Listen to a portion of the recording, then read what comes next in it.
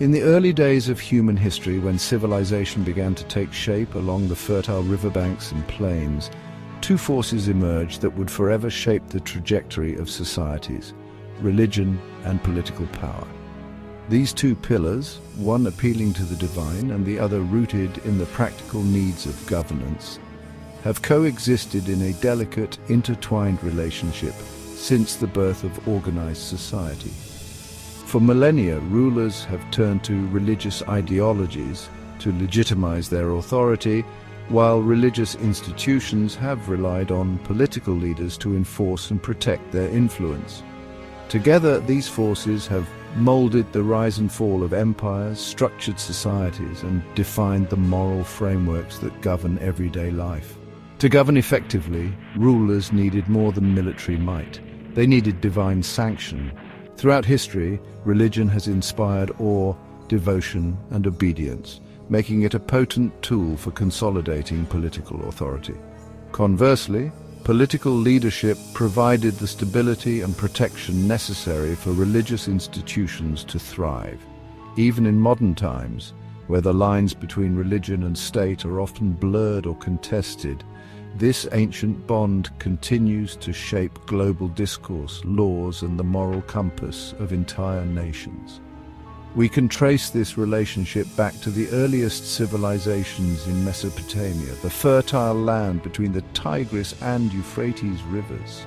These city-states, Sumer, Akkad, Babylon, and Assyria, were not only centers of political power but also the birthplace of religious thought that would influence the world for centuries to come. In this early world, the gods were not distant figures. They were seen as active participants in every aspect of life. Whether it was the fertility of the land, the outcome of battles, or the rise and fall of kings, the divine was believed to be the force behind it all. Religion wasn't a private, spiritual affair. It was a public, communal force that governed the very essence of existence. For a ruler, governing without the favor of the gods was unthinkable.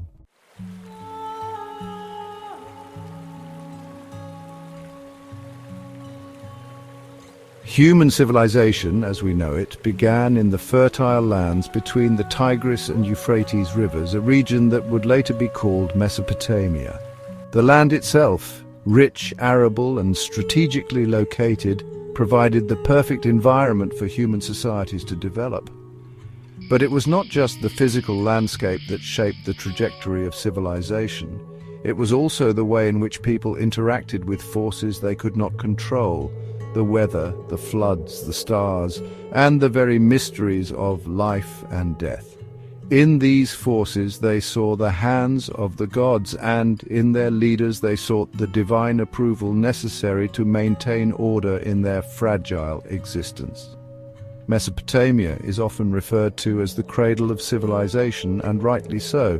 This is where human societies first organized themselves into complex city-states, developed writing, and established systems of governance that would influence generations to come. But at the heart of Mesopotamian society, binding its rulers to its people, was religion. Religion in Mesopotamia was not just a private affair of personal faith, it was a public force, inseparable from the governance of society itself. To govern, a ruler needed to do more than wield military power. They needed to claim divine favor, and the gods themselves were not abstract concepts but active participants in every aspect of life. From the momentous, the rise and fall of kings, the success of battles, to the mundane, the fertility of the land, the cycles of nature, the gods' influence was omnipresent.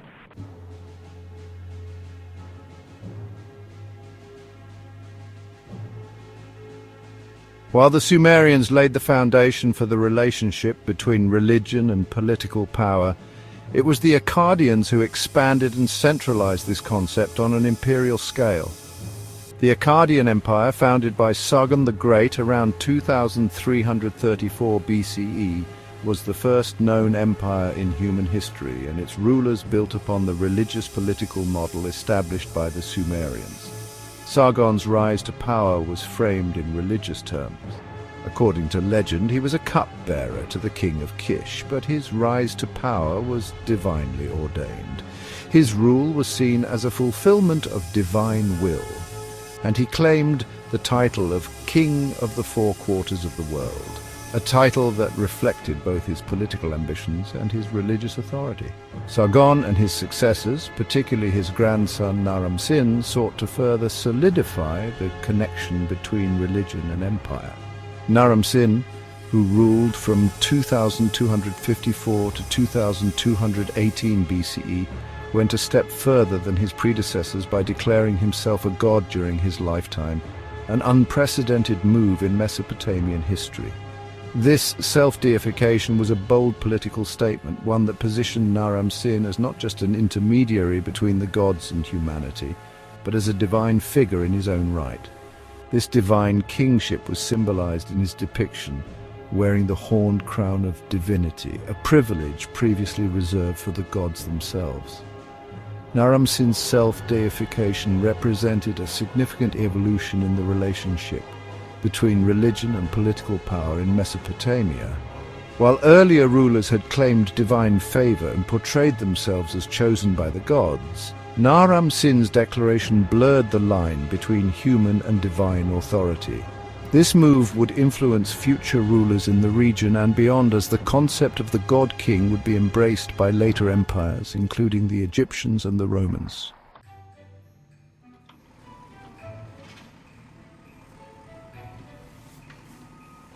As the Akkadian Empire gave way to regional powers, one city rose to prominence above the rest: Babylon.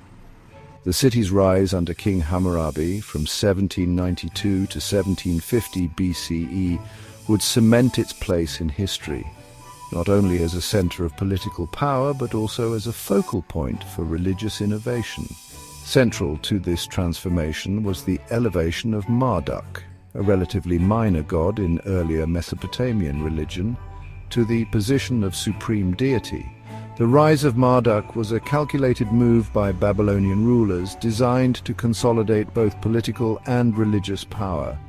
As Babylon's influence expanded, it needed a unifying religious figurehead that could rival the great gods of other city-states like Enlil of Nippur or Inanna of Uruk. By elevating Marduk, Babylon's rulers were able to tie the city's political fortunes directly to the favor of the gods. Marduk's rise to prominence is most clearly illustrated in the Enuma Elish, the Babylonian creation myth. In this myth, Marduk is depicted as a heroic figure who defeats Tiamat, the chaos serpent, and creates the world from her remains. Through this act, Marduk is not only elevated to the role of supreme god, but also portrayed as the god who brings order out of chaos. This concept resonated deeply with the Babylonian people and their rulers, as it mirrored the role of the king to maintain order and stability in the face of chaos. Hammurabi's use of Marduk in his rule is a perfect example of how religion and political power could be harnessed together. Just as earlier rulers had claimed divine favor from their city's patron deities, Hammurabi tied his authority to Marduk's will, portraying his legal code as an extension of the god's divine justice. This close relationship between king and god reinforced the idea that rebellion against the king was not only a political act but a religious one as well.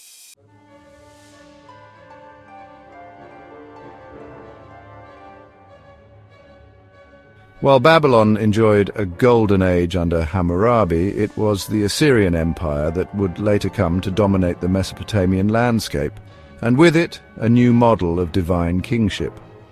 The Assyrians, who rose to power in the northern part of Mesopotamia, were a warrior society, and their kings were often portrayed as fierce, divinely chosen warriors who fought under the protection of the gods. The Assyrian rulers, particularly those of the Neo-Assyrian Empire from 911 to 609 BCE, embraced the idea that their military conquests were divinely sanctioned.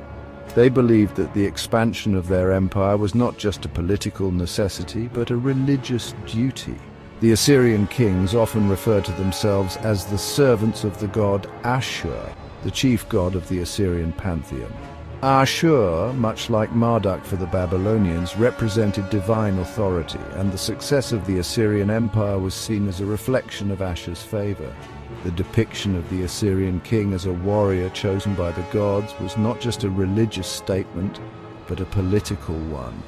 The Assyrian Empire relied heavily on military campaigns to expand and maintain control over its vast territories. By framing these conquests as divinely ordained, the Assyrian kings were able to justify their often brutal methods of subjugation, including the relocation of conquered peoples and the destruction of rebellious cities.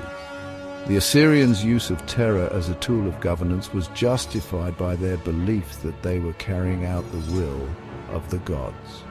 The close relationship between the Assyrian kings and the gods was further emphasized in their monumental architecture and art. The palaces of Assyrian kings, particularly those of Sennacherib and Ashurbanipal, were adorned with reliefs that depicted the kings in battle, often accompanied by divine symbols that reinforced their divine right to rule. The temples of Ashur and other gods were lavishly supported by the state, further intertwining religious worship with the political needs of the empire.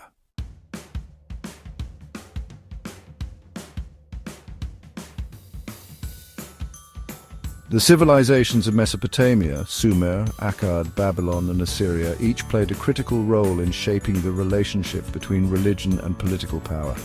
From the divine kingship of Sumerian rulers to the god-king declarations of Naram-Sin, the elevation of Marduk in Babylon, and the warrior kings of Assyria, Mesopotamian rulers understood that their legitimacy depended on the favor of the gods. This intertwining of religion and political authority would not only shape the Mesopotamian world, but would influence future civilizations across the globe. The concept of divine kingship would be echoed in ancient Egypt, the Persian Empire, and even in the Roman Empire.